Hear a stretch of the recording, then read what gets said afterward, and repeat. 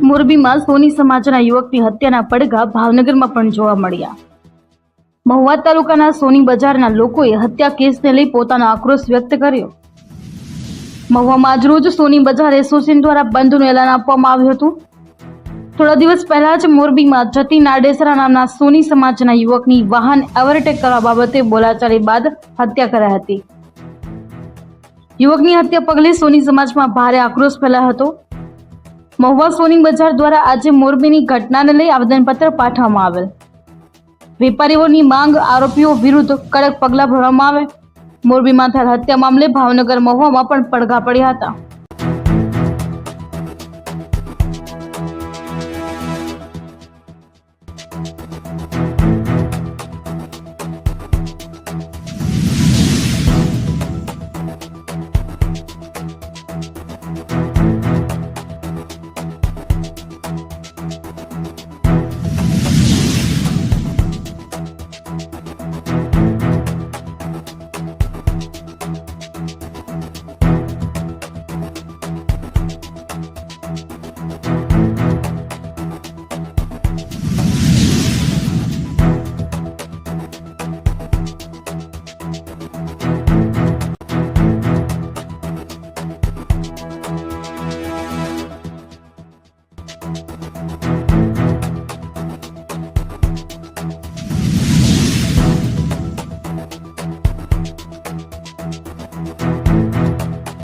ચેતનભાઈ સાગર મહુવા સોની બજાર એસોસિએશન પ્રમુખ કહેતા આજે અમને બહુ દુઃખ થાય છે।